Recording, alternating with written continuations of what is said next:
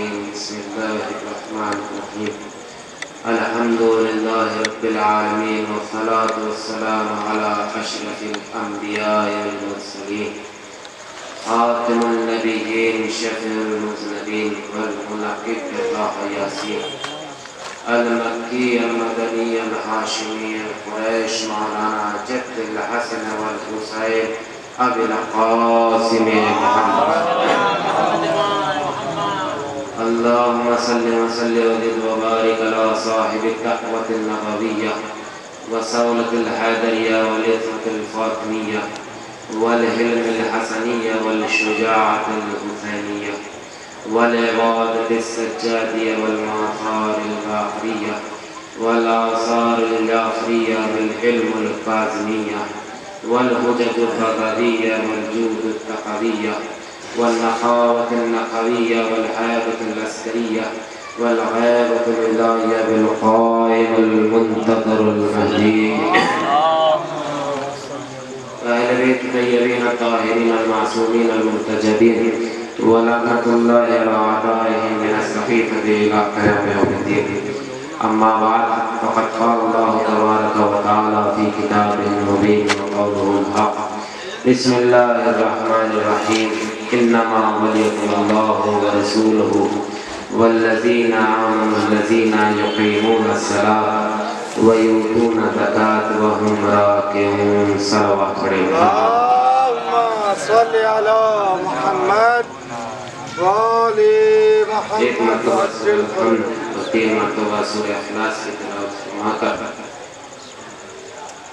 بسم اللہ الرحمن طیبہ بیگم سیدہ صالح رضوی عظیم النساء بیگم تقیہ بیگم اور معصومہ زہرا بنت توصیف زہرا بنت مسعود علی کی روح کو صرف فرمائے اور اپنے تمام مرحومین اور تمام شہنشاہ برات جو دنیا سے جا چکے ہیں ان سب کی روح کو صرف فرمائے بسم اللہ الرحمن الرحیم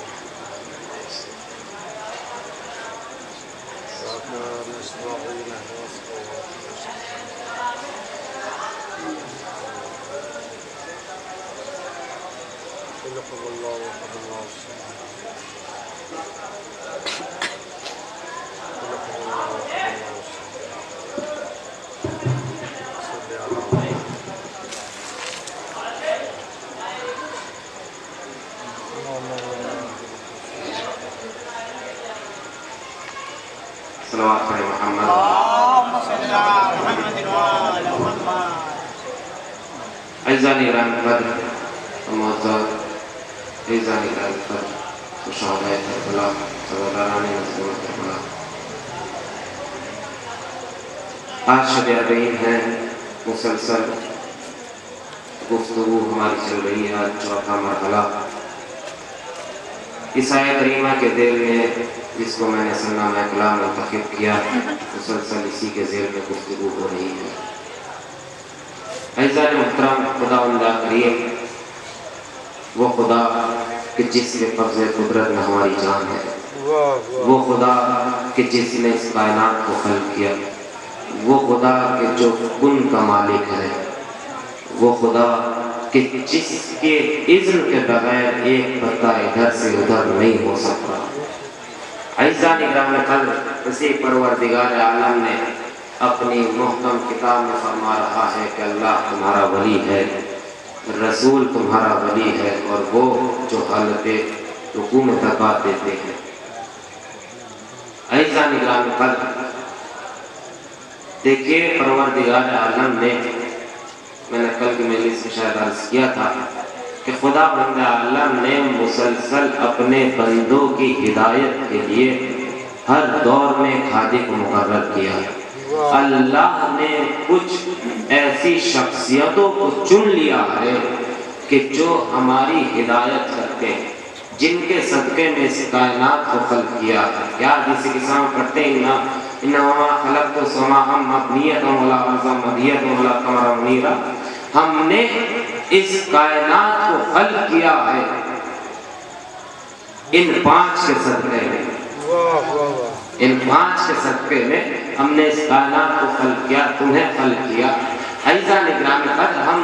خدا بند عالم کا لاکھ لاکھ شکر ادا کرتے ہیں کہ اس نے ہمیں ہمارے دلوں میں ان کی محبت کو ڈالا، ان کی محبت ہمارے دلوں میں ڈالا، ورنہ اگر یہ نہ ہوتے واقعی ہم کچھ بھی نہیں ہیں۔ آج جو کچھ ہے تو ان کی وجہ سے ہے، یا جو کچھ ہمارے پاس ہے تو ان کی وجہ سے۔ عزیزان گرامی قدر، یہ در وہ در ہے کہ جو بھی ان کے پاس کوئی بھی سوال یا حاجت لے کر جاتا ہے، کوئی خالی ہاتھ نہیں جاتا۔ یہاں پر شرط یہ نہیں ہے کہ ان کی محبت دل میں ہو، اگر دشمن بھی جاتا ہے تو اس کو خالی ہاتھ نہیں لوٹاتا۔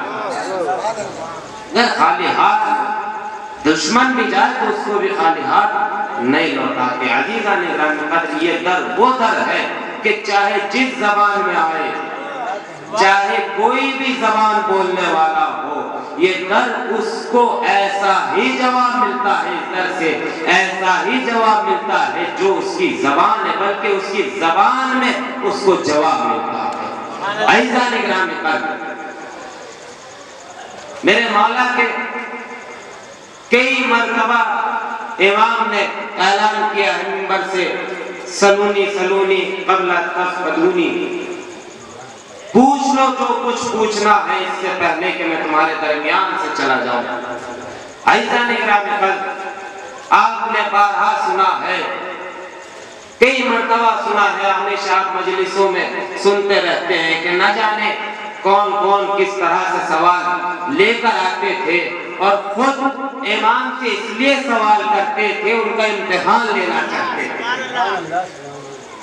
وہ ان کی عظمت کو نہیں سمجھتے تھے، ان کی منزلت کو نہیں سمجھتے تھے، ان کی معرفت کو نہیں سمجھتے تھے۔ اگر کوئی ان کی معرفت کو سمجھ لے، اگر کوئی ان کی منزلت کو سمجھ لے، ان کی معرفت کو سمجھ لے، تو کوئی نیسم بنتا ہوا دکھائی دیتا ہے، کوئی محتاج بنتا ہوا نظر آتا ہے، اگر کوئی ان کی معرفت کو حاصل کر لے۔ عزیزان گرامی قدر، کیا فرما رہے امام نے منبر سے؟ سلونی سلونی، جو کچھ پوچھنا ہے پوچھ لو، جو کچھ پوچھنا ہے۔ ایک شخص دیکھیں، اسلام میں یہ جو اردو زبان ہے، یہ اسلام کے بعد کی زبان ہے، اسلام کے بعد کی زبان ہے۔ اس سے پہلے عربی تھی، فارسی تھی، لیکن اردو جو ہے وہ اسلام کے بعد کی زبان ہے۔ اسی لیے آپ دیکھیں کہ جو لطف فضائلوں کا ہے اردو میں، وہ کسی اور زبان میں نہیں ہے۔ جو درد مسائل کا اردو زبان میں ہے وہ کسی اور زبان میں نہیں ہے۔ عجیب ہے، اگر کوئی انسان الفاظوں کو الٹ پلٹ کرتا ہے اردو میں تو اس میں واو لگا دیتا ہے۔ توجہ، اگر کسی لفظ کو الٹ کرنا ہو تو واو لگا دیتا ہے، جیسے روٹی بوٹی، گھر بر، لیکن ہائے علی کا نام اگر الٹ پلٹ کرو تو بنتا ہے ولی۔ علی کے نام کو بھی اگر کوئی پلٹ کرے تو ولی بنتا ہے۔ عزیزان گرامی قدر، کیا سوال کیا؟ ایک شخص آیا، آنے کے بعد ساتھ میں اپنے دوستوں کو بھی لے کر دیکھو آج میں بہت سخت سوال لے کر آیا ہوں، آج علی جواب نہیں دے پائیں گے۔ کہا تو ہر بار ایسا ہی کرتا ہے، ہم نے ساتھ لے کر آتا ہے، کہتا ہے کہ بہت مشکل سوال ہے، آج علی جواب نہیں دے پائیں، لیکن سب سے پہلے تیرے ہی سوال کا جواب دیتے ہیں۔ ایک مرتبہ کہتا ہے نہیں آج عجیب سوال ہے۔ کہا ٹھیک ہے پوچھو۔ امام جیسے امام نے سلونی کہا، کھڑا ہو کے سوال کر کہ مولا یہ بتائیے، قرآن کی آیت ہے رسول اسلام کے لیے کہ میرے حبیب ذرا ان تمام نبیوں سے پوچھو، تمام نبیوں سے پوچھو کہ انہیں نبوت کیسے ملی، انہیں نبوت اصل ہم پوچھو ان سے انہیں نبوت کیسے ملی۔ تو اس وقت اب اللہ کا حکم ہے نبی کے لیے پوچھنا بھی ضروری، لیکن اس وقت میں تمام نبی ایک جگہ موجود نہیں ہے، اس وقت موجود نہیں ہے، تو کس طرح سے سوال کا اس کا جواب کیا ہوگا، کس طرح سے رسول اسلام نے پوچھا۔ تو ایک مرتبہ امام سے جب یہ سوال تھا تو امام سے جب یہ سوال پوچھا تو امام نے کہا بہت آسان سوال ہے، بہت آسان سوال ہے، یہ سوال یہاں کا ہے ہی نہیں، یہ سوال معراج کا ہے۔ توجہ، یہ سوال یہاں کا ہے ہی نہیں، معراج کا ہے۔ بھائی مجھے یہ بتائیے، اگر کوئی انسان، میں اس جگہ پر رہ رہا ہوں، مجھ سے اگر یہاں کا کوئی راستہ پوچھے میں آسانی سے بتا دوں گا، لیکن اگر یہاں کے علاوہ کسی اور جگہ کا راستہ پوچھے تو بتا نہیں سکتا۔ توجہ، بتا تو دوں گا لیکن تھوڑا سا ادھر ادھر ہو سکتا ہے، لیکن میرے مولا کی عظمت دیکھیے کہ جب اس نے سوال پوچھا تو سوال ہے معراج کا، تو یعنی سوال یہاں کا ہوتا تو شاید، لیکن امام وہ ہستی ہے، معصوم ہے، کہ میں نے عرض کیا کہ امام ہر سوال کا جواب دیتے ہیں، لیکن یہ سوال ہے معراج کا، امام بتاتے ہیں، یعنی امام یہاں سے زیادہ امام نے زندگی کو وہاں بسر کیا، امام نے زندگی کو وہاں زیادہ بسر کیا۔ امام نے کہا تو سب سے آسان سوال، کہا کہ یہ معراج کا سوال ہے، یہاں کا سوال تو ہے ہی نہیں۔ بس جیسے ہی سوال کیا، کہا کہ جب رسول اسلام معراج کی منزلوں کو طے کر رہے تھے تو ایک مقام وہ آیا جب چوتھے آسمان پر پہنچے، وہاں پر پہنچنے کے بعد جناب عیسیٰ بھی موجود تھے، جناب ادریس بھی موجود تھے، تمام نبی وہاں پر موجود تھے۔ جناب ابراہیم نے بڑھ کر رسول اسلام کا استقبال کیا، اہلاً و سہلاً، بس فوراً پروردگار عالم کا حکم آیا، میرے حبیب یہیں ٹھہر جاؤ، ذرا ان سے سوال کرو، پوچھو کہ ان تمام نبیوں کو کیسے نبوت ملی، کیسے نبوت ملی۔ بس جیسے رسول اسلام نے، ہوتا ہے کہ جب نبیوں کی نبوت مکمل نہیں ہوتی، بھئی انہیں نبوت ملی ہے تو علی کی ولایت کے بعد، علی کی ولایت کا اقرار کرنے کے بعد انہیں نبوت ملی۔ اب اگر ہم کوئی عمل انجام دے بغیر ولایت علی کے تو کیسے قابل قبول ہے؟ عزیزان اکرامی، جناب ابراہیم، ذہن میں رکھیے گا امامت اور ولایت کو۔ جناب ابراہیم نبی ہے، اللہ کے رسول بھی ہے، خلیل بھی ہے۔ دیکھیں پہلے نبی ہے، نبی اور رسول میں فرق یہ ہے کہ جو اللہ کی طرف سے نبی بن کر آتا ہے اس پر لازم نہیں ہے کہ وہ پیغام کو پہنچائے۔ توجہ، نبی اور رسول کا فرق ذہن میں رکھیے گا۔ نبی وہ کہ جس پر لازم نہیں ہے کہ وہ پیغام کو پہنچائے، بس نبی ہے، لیکن جو رسول ہے اس پر لازم ہے کہ وہ پیغام کو پہنچائے۔ جناب ابراہیم نبی بھی ہے، رسول بھی ہے۔ ایک مرتبہ اپنی بکریوں کو چرا رہے ہیں، آواز آئی سبوح قدوس رب الملائکۃ والروح۔ بس جیسے ہی جناب ابراہیم نے اس آواز کو سنا، فوراً کہتے ہیں کون ہے جو مجھ سے بھی زیادہ خوبصورت آواز میں تسبیح کر رہا ہے، مجھ سے بھی خوبصورت آواز میں پروردگار عالم کی تسبیح کر رہا ہے۔ سبوح قدوس رب الملائکۃ والروح، کہ پاک و پاکیزہ ہے وہ ذات کہ جو ملائکہ کا بھی رب ہے۔ بس جیسے ہی یہ تلاوت پوری اس کے بعد کہا کون ہے، کوئی آواز نہیں ہے۔ کہا کہ جناب ابراہیم نے کہا کہ دوبارہ اس کی تلاوت کر دو۔ کہا کیا دو گے، کیا دو گے؟ کہا کہ جتنی میرے پاس بکریاں ہیں آدھی بکریاں تم لے جانا۔ دوبارہ سے تلاوت ہوئی، بس جیسی دوبارہ سے تلاوت ہوئی جناب ابراہیم نے کہا تو ایک مرتبہ پھر سے تلاوت کر دو۔ یعنی یہ عشق ہے پروردگار عالم کے نزدیک، محبت ہے جناب ابراہیم کے دل میں کہ جو بار بار اشتیاق بڑھتا جا رہا ہے۔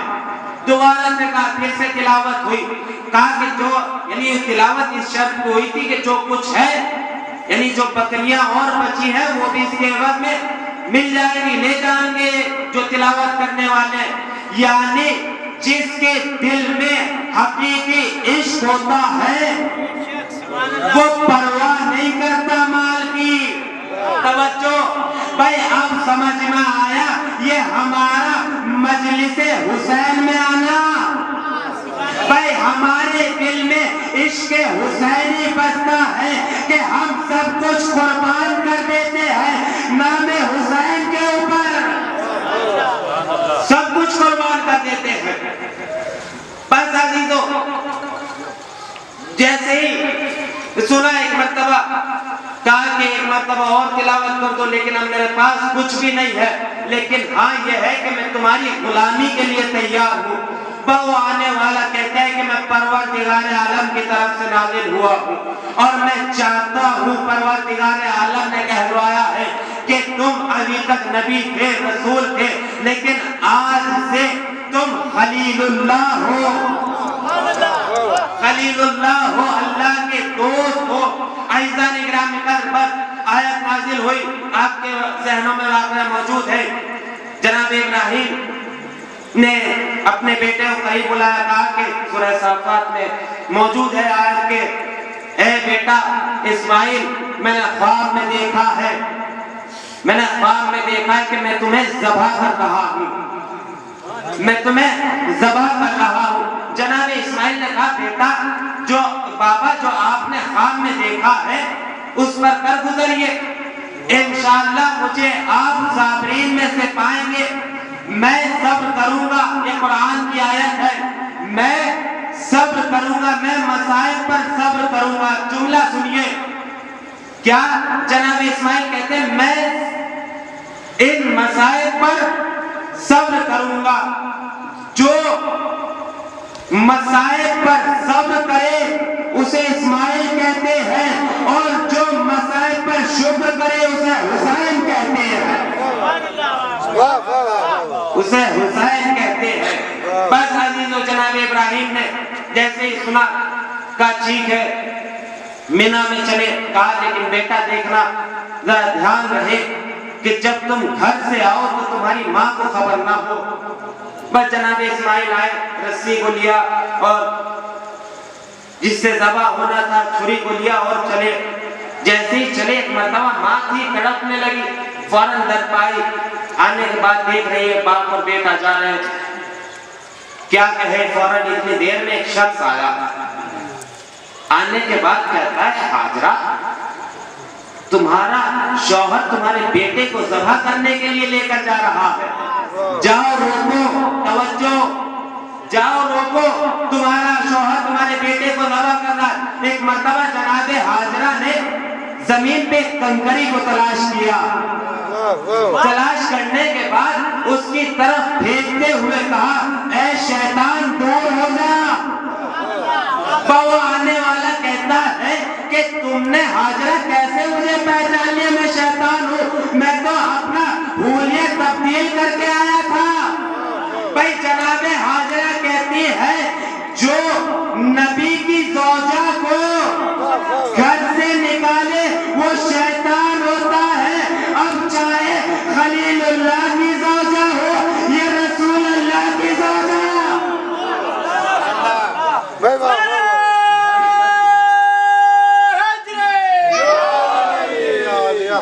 ماشاءاللہ ماشاءاللہ۔ بس جب شیطان کا کوئی زور نہیں چلا، ایک مرتبہ جناب اسماعیل کے پاس آیا، آنے کے بعد کہا اے اسماعیل تم جانتے ہو تمہارے بابا تمہیں ذبح کرنے کے لیے جا رہے ہیں، حلیہ بدل کر آیا تھا وہاں بھی۔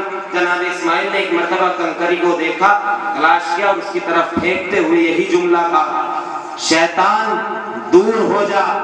وہ کہتا ہے کہ میں تو اپنا حلیہ تبدیل کر کے آیا تھا، تمہیں کیسے پتا چلا کہ میں شیطان ہوں؟ ایک مرتبہ جناب اسماعیل کہتے ہیں جو نبی کی اطاعت کرنے سے روکے وہ شیطان ہی ہوتا ہے، اب چاہے مینا میں جانے سے ہو یا صلح حدیبیہ میں،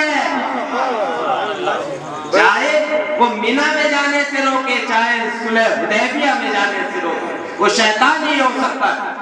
جب دیکھا یہاں بھی بس نہیں چلا، ایک مرتبہ جناب ابراہیم کے پاس آیا اور آنے کے بعد کہا ابراہیم تم اپنے بیٹے کو ذبح کر رہے ہو، جوان بیٹا ہے. بس وہاں پر بھی جناب ابراہیم نے کنکری کو تلاش کیا، اس کی طرف پھینکتے ہوئے کہا کہ شیطان دور ہو جا، شیطان دور ہو جا. بابا کہتا ہے ابراہیم تم نے کیسے پہچان لیا؟ میں تو اپنا حلیہ بدل کر آیا تھا. جناب ابراہیم کہتے ہیں جو اللہ کی وحی پر شک کرے وہ شیطان ہی ہوتا ہے. اب عزیزان محترم جب سے آج تک جب مومن حج کرنے جاتا ہے تو ان تینوں کو کنکریاں مارتا ہے. بھائی جب تک تین کو کنکریاں نہ مارے حج مکمل نہیں ہوتا، حج مکمل نہیں ہوتا. اسی لیے ہمیشہ تین پر لعنت بھی ہوتی آ رہی ہے اور کنکریاں بھی ماری جا رہی ہے. عزیزان گرامی پر یہ جناب ابراہیم نے جناب اسماعیل کو لے گئے مینا پہ، پہاڑیاں ہیں، لے جانے کے بعد ذبح کرنا شروع کیا. جب ذبح کرنا شروع کیا تو آنکھوں پر پٹی ہے. جب ذبح کیا تو کیا دیکھا کہ دمبا ان کی جگہ پر آ گیا. جب سے یہ قربانی ہوئی ہے اس دن کے بعد سے مسلسل آج تک جناب ابراہیم جناب اسماعیل کی یاد میں مسلسل قربانی ہوتی آ رہی ہے، ہوتی آ رہی ہے نا. عزیزان گرامی اس وقت جب جناب ابراہیم ذبح کر رہے تھے اپنے بیٹے کو اور دمبا آیا، جانتے نہ تو وہاں کوئی جناب ابراہیم کے علاوہ موجود تھا نہ جناب اسماعیل کے علاوہ، صرف دو تھے. یا تو یہ دو ذبح، ایک ذبح ہونے والا تھا ایک ذبح کرنے والا، ان دو کے علاوہ کوئی اور نہیں تھا، صرف دیکھنے والا پروردگار تھا. توجہ، دیکھنے والا پروردگار تھا، اس کے علاوہ کوئی نہیں تھا. لیکن آج ہر مسلمان جانتا ہے، توجہ، ہر مسلمان جانتا ہے کہ قربانی وہاں پر ہوئی. اس کی یاد میں آج سب قربانی کرتے ہیں. یعنی معلوم ہوا کہ جو خلوص دل کے ساتھ اللہ کے لیے قربانی دیتا ہے تو اللہ اس کو چھپاتا نہیں ہے بلکہ پوری دنیا میں عام کر دیتا ہے. اب ہمیں بھی چاہیے کہ جب ہم کوئی کار خیر انجام دے ہم دنیا کو نہ بتائیں بلکہ اللہ کے لیے اس کو انجام دے. اللہ خود بخود سب کے اوپر واضح کرتا چلا جائے گا، واضح کرتا چلا جائے گا. عزیزان گرامی، ایک قربانی وہ ہے. دوسری قربانی کربلا میں یزید نے کیا سوچا تھا؟ دو جملے فضائل میں سن لیجئے. یزید نے کیا سوچا تھا کہ میں حسین کو، امام حسین کو لے جا کر میدان میں صحرا میں قتل کر دوں گا، کسی کو پتہ نہیں چلے گا، کسی کو پتہ نہیں چلے گا. لیکن آج دنیا دیکھے کہ خود یزید میں ختم ہو گیا. ہر دور میں ہر یزید کھڑا ہوا ہے. یزید کے بعد اب سے کچھ سال پہلے صدام بھی کھڑا ہوا تھا. نہ جانے ہر دور کا صدام اور یزید آتا رہا. امام حسین کربلا کی سرزمین پر کس طرح سے ظاہر جا رہے ہیں، کس طرح سے کربلا سے حرم امام حسین سے ایک وقت میں لاکھوں کروڑوں آوازیں بلند ہوتی ہے. یہی آواز آتی ہے لبیک یا حسین، لبیک یا حسین، لبیک یا حسین. یہی صدائیں بلند ہو رہی ہے. آج دنیا دیکھے کہ کہاں ہے یزید کا نام، کہاں ہے امام کے دشمنوں کا نام. آج شب اربعین ہے. آپ دیکھیں روایتوں میں موجود ہے کہ جو چھٹے امام فرماتے ہیں کہ جو بھی امام کی زیارت کے لیے جائے، امام حسین کی زیارت کے لیے جائے، پروردگار عالم اس کے تمام گناہوں کو معاف کر دیتا ہے، تمام گناہوں کو معاف کر دیتا ہے۔ عزیزان گرامی قدر، یہ اربعین کا ایام ہے۔ ہر شخص کے دل میں چاہت ہوتی ہے کہ کاش ہم بھی مولا کے حرم میں جائیں مشی کرتے ہوئے۔ خداوند عالم جتنے بھی حاضرین مجلس اور بانیان مجلس اور تمام شان حضرت کرام کو جلد سے جلد وہ دن دکھلائے کہ ہم اربعین پہ نجف سے کربلا مشی کرتے ہوئے امام کی بارگاہ میں پہنچے۔ عزیزان گرامی کس طرح سے جاتے آپ دیکھیں کہ ہم یہاں مجلس میں آتے ہوئے ہمارے اوپر زور پڑتا ہے کہ جب آتے ہیں جب مرثیہ شروع ہو جاتا ہے، جب آتے ہیں جب ذاکر منبر پر بیٹھ جاتا ہے، جب آتے ہیں جب مسائل شروع ہو جاتے ہیں۔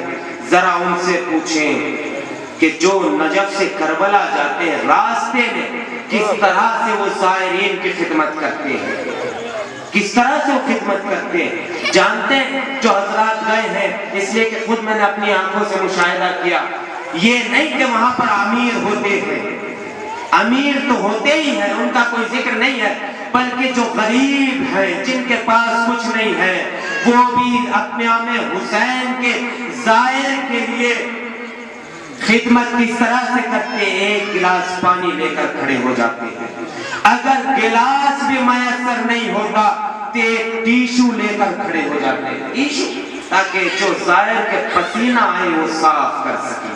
اللہ اکبر۔ صرف یہ نہیں، جو زائرین آتے ہیں، جو زائرین آ رہے ہیں، ان سے یہاں تک کہ ملتا ہے۔ دیکھیے کہ جب کسی شخص کی شادی ہوتی ہے نا اس جگہ پر، ان راستوں میں، تو جب تک وہ عورت اپنے جہیز کو استعمال نہیں کرتی کہ جب تک امام حسین کا زائر ادھر سے گزر کر اس کے گھر میں اس جہیز کو خود استعمال نہ کر لے۔ اللہ اکبر۔ عظمت زائر کی کس طرح سے وہ خدمت کرتے ہیں۔ یہی نہیں، آپ جب مشی کریں گے، مشی کرتے ہیں جو زائر، جو یعنی پیدل چلتے ہیں، ان کے پیروں کو دباتے ہیں، ان کے مساج کرتے ہیں، یعنی ان کی خدمت ہر طرح سے وہاں پر کرتے ہیں۔ اللہ اکبر، اللہ اللہ۔ آج نجف سے کربلا پیدل جا رہے ہیں زائر، تو راستے میں کوئی پانی لے کر کھڑا ہے، کوئی خرمے لے کر کھڑا ہے، کوئی کھانا لے کر کھڑا ہے۔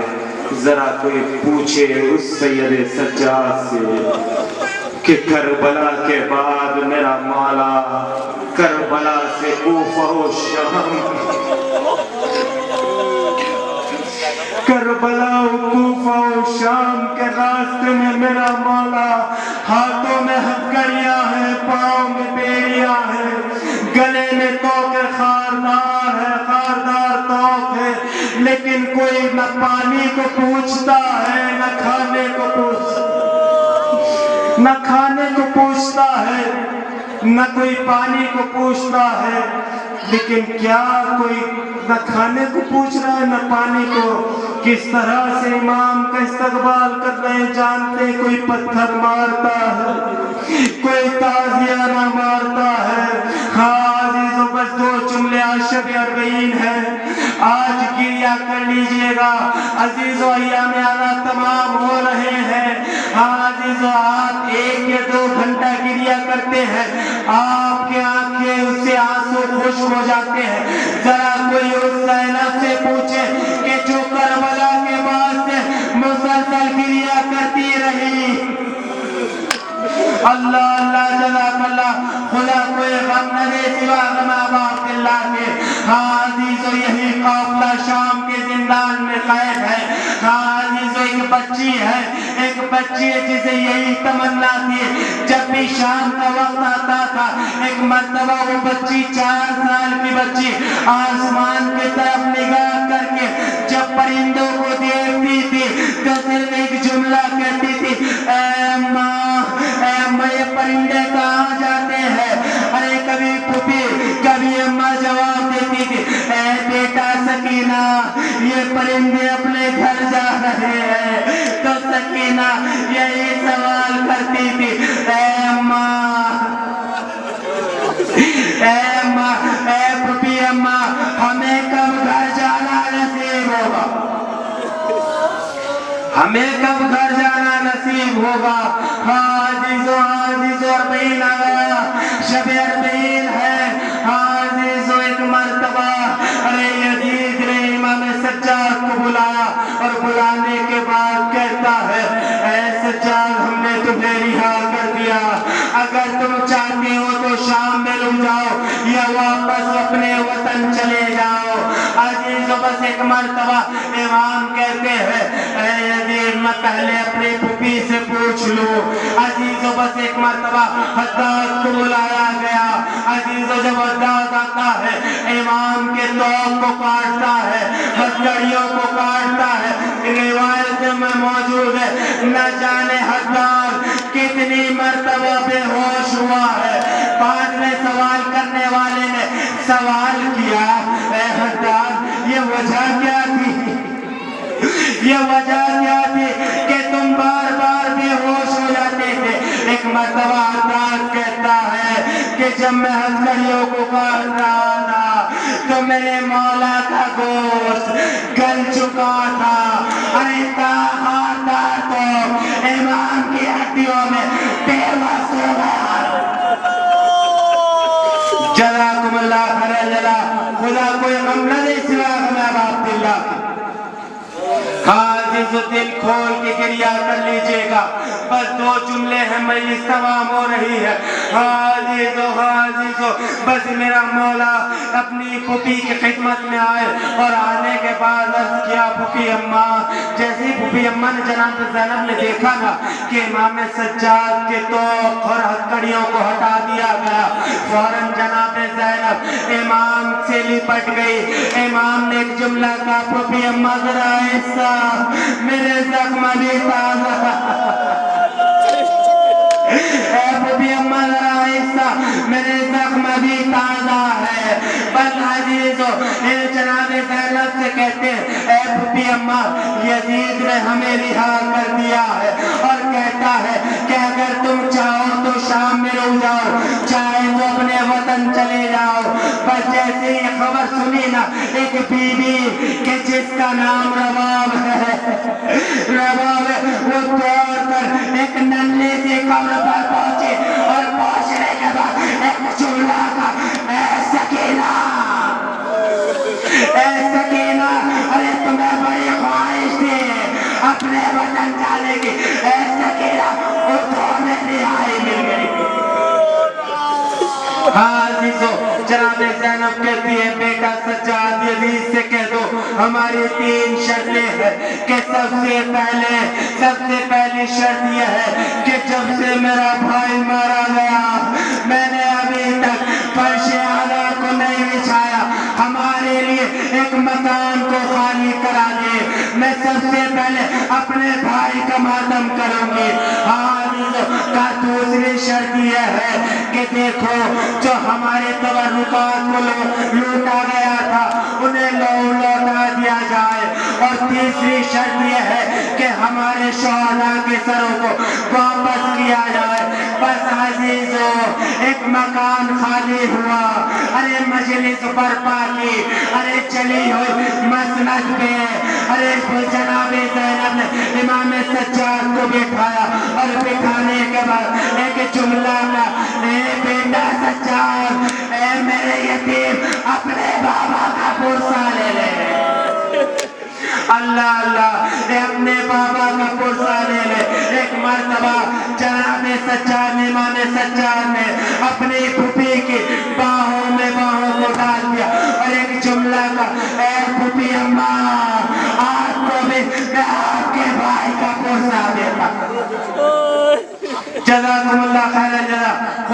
गम न दे सिवा गम बाप मिला के। बस दो जुमले सुन लीजिए। अजीजों तबरुकात आना शुरू हुए, अजीजों चादरें आना शुरू हुई। एक एक बीवी की चादर आती है, बीवी बढ़कर ले लेती है। अजीजों एक गठड़ी आती है कि जिसके अंदर जिस गठड़ी को अरे मेरा बाप ने आगे बढ़कर लिया और क्रिया करती कहती है, उस गठड़ी को खोलती है और गठड़ी खोलने के बाद कहती है, ए मेरे असरार, अरे आजा तेरा झूला। हाँ जी, तो एक नन्ही चादर और आई। जानते हो चादर किसकी है? एक मर्तबा उस चादर को लेने के लिए जनाबे मेरा बाप आगे बढ़े और बढ़ने के बाद कहते हैं, ऐ सकीना, अरे उठो, तुम्हारी चादर आ गई, तुम्हें पर्दे का बड़ा ख्याल था। अल्लाह अल्लाह। एक मर्तबा शोहदा के सर आना शुरू हुए। एक एक सर आता है, जनाबे अली अकबर का सर आता है, उम्मे लैला आगे बढ़कर ले लेती है। एक मर्तबा जनाबे अब्बास का सर आता है, उम्मे कुलसूम ने आगे बढ़कर ले लिया। लेकिन हाजीजों, दो नन्हे नन्हे सर आए, आने के बाद कोई बीवी आगे नहीं बढ़ती। एक मर्तबा आने वाला कहता है, क्या इन बच्चों की माँ मर गई? एक मर्तबा जनाबे ज़ैनब खड़ी होती और कहती, ऐ मारने वाले, इस तरह से न बोल, अभी तक इसकी माँ से ज़ैनब ने बढ़कर सर को लिया, अपनी आगोश में रखा। तमाम बीवियों ने हल्का बनाकर मातम किया। वाह हुसैना, वाह हुसैना, अरे जिंदान एक और आम पर पाओ। लानतुल्लाह अला कौम ज़ालिमीन।